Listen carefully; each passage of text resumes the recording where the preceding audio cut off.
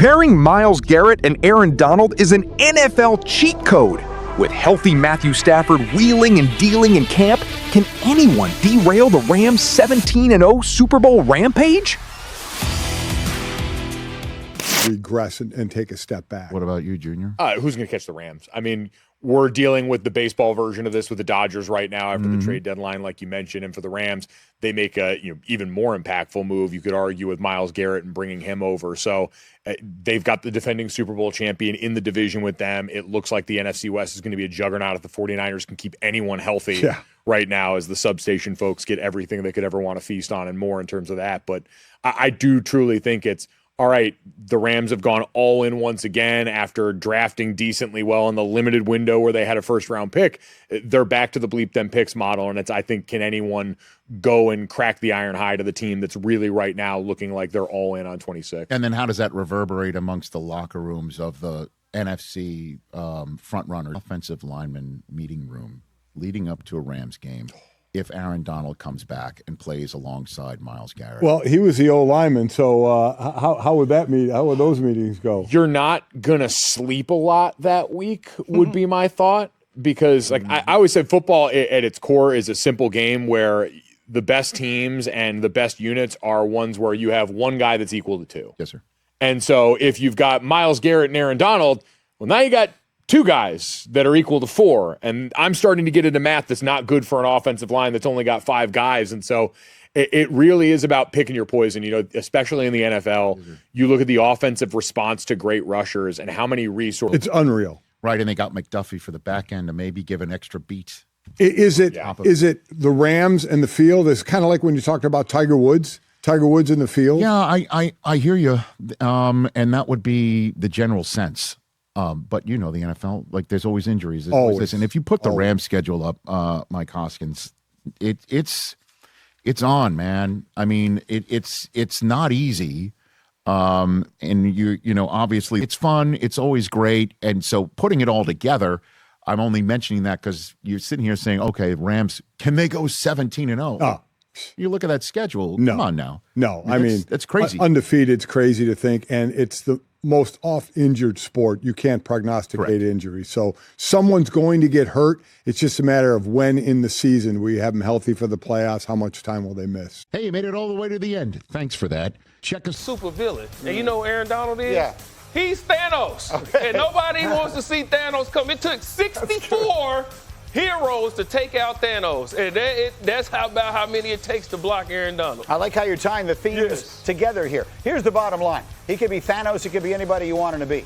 If they line him up next to Myles Garrett, it will be, for those of us who have followed the NFL and appreciate the history of the NFL, this would be like if you lined up Reggie White next to Joe Green. Yep. It would be unfair, right? This would be the most devastating duo in the history of the league. I don't think there's anything even close. Absolutely. And I question him, like, 2 years out, does he really want to come back? Dominique Foxworth reminded me, as a player, when you start putting on a helmet again and shoulder pads and showing up to the facility, he's not going through all of this. Oh, yeah. If his intention isn't to come back and play. Yeah, I expect him to be back, and I expect him to be back sooner than later. I expect to see Aaron Donald week 1.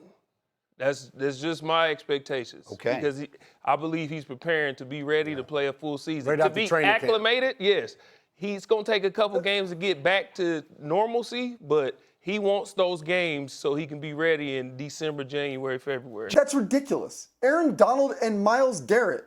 That is insane. Garrett get followed by 2 tight ends. He get up and move, those tight ends get up and move. He get up and go the other way, those tight ends get up and go the other way. We've literally seen Aaron Rodgers lose a game to try and stop Myles Garrett from breaking a sack record. Now, add in Aaron Donald, everybody's in trouble. I don't think it's hyperbole to say Myles Garrett might be as good a pass rusher as has ever played. Is that about right? Absolutely. For sure. And then Aaron Donald might be. Now, the only question mark is what exactly will he be now, coming back 2 years later at the age of 35. At his best, he was about as good a defensive tackle, if you get to name the great defensive tackles of all time. He's right there with any of them. So you're lining the two of them up next to each other. It's past it. I believe Aaron Donald, because of behind center, John Matthew Stafford. He's entering his age 38 season, and last year he played like he was still 28. What makes you believe he'll be able to keep performing this season at such a high level?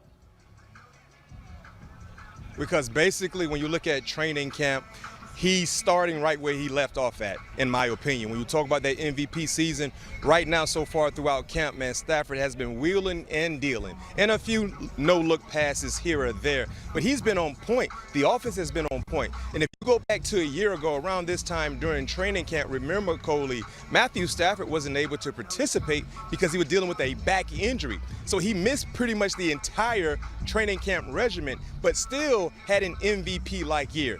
Now he's healthy. He's participating with his teammates. He's out here on the grass in the... Matthew Stafford is playing like 28 at age 38, while Myles Garrett and Aaron Donald unite in LA. Can any offensive line stop this 17-0 super team, or will brutal injuries crash the Rams? When you analyze the modern arms race of the National Football League, few front offices possess the absolute unhinged audacity of the Los Angeles Rams. While traditional sports architects hoard draft capital with paranoid jealousy and preach long-term rebuilding cycles, General Manager Les Snead and head coach Sean McVay operate under a singular, ruthless manifesto: total win-now domination.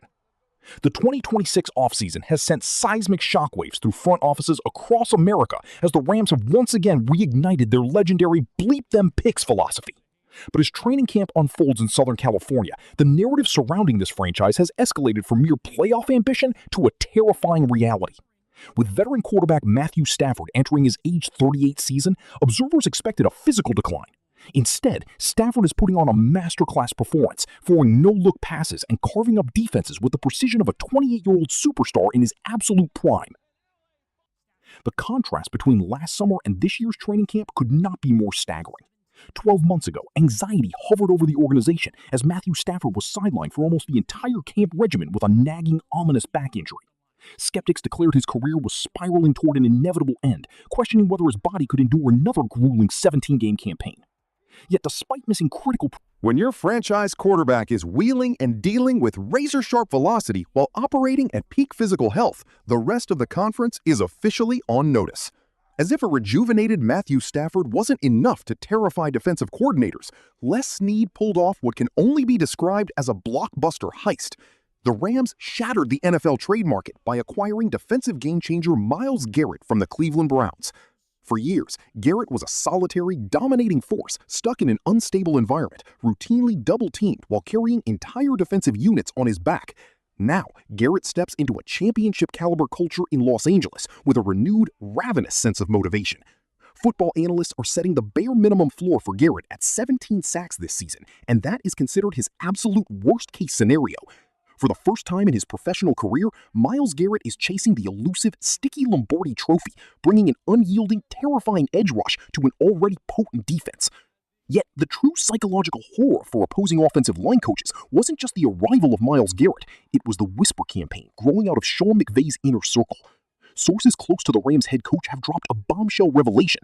Iconic defensive tackle Aaron Donald is contemplating a sensational comeback out of retirement. While initial league speculation assumed Donald might return late in the winter for a playoff run, reports indicate he could don the horns as early as September. If Aaron Donald steps back onto the gridiron alongside Myles Garrett, the NFL will witness an unprecedented defensive alignment. Evaluators are openly comparing the potential pairing of Donald and Garrett to having modern-day reincarnations of Lawrence Taylor and the late great Reggie White lining up on the very same front seven.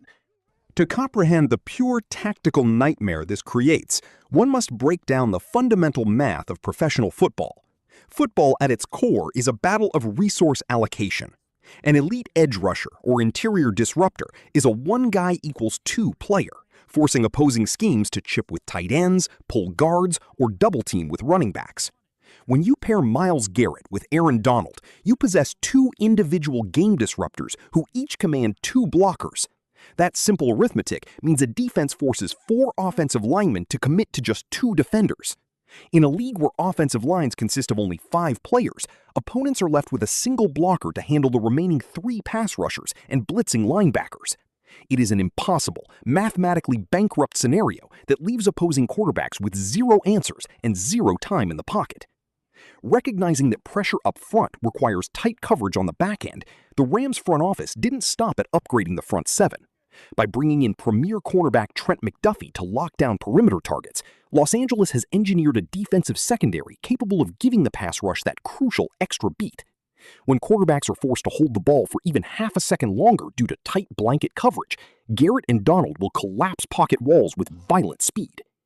Analysts are beginning to evaluate the Los Angeles Rams in the NFC West is shaping up to be an absolute juggernaut, featuring physical rivalries against San Francisco, Seattle, and Arizona. Furthermore, no coach can prognosticate injuries. In a 17-game marathon, a single twisted ankle or torn ligament to a key contributor can instantly derail an otherwise dominant campaign. The true test for Sean McVay will not just be out-coaching opponents, but managing player load so this roster reaches February at full strength. As the clock ticks down toward Week 1, the Los Angeles Rams stand on the precipice of an historic season. With Matthew Stafford throwing flame in training camp, Myles Garrett hunting for his first ring, Aaron Donald teasing a legendary comeback, and a roster built with ruthless F-them-picks aggression, LA has put the entire football universe in a chokehold. Which brings us to the ultimate question that every NFL fan must answer right now. Are Matthew Stafford, Myles Garrett, and the Los Angeles Rams destined to sweep the league and claim Super Bowl glory? Or will the brutal grind of the schedule and injury landmine shatter their 17-0 dream? Drop your thoughts in the comments below. Yo, mic check 1 to 2, -1, -2. Game over for this video, folks. Smash that like button, drop a comment, and subscribe to stay in the huddle for more. This is NFL Madness, bringing the heat and signing out.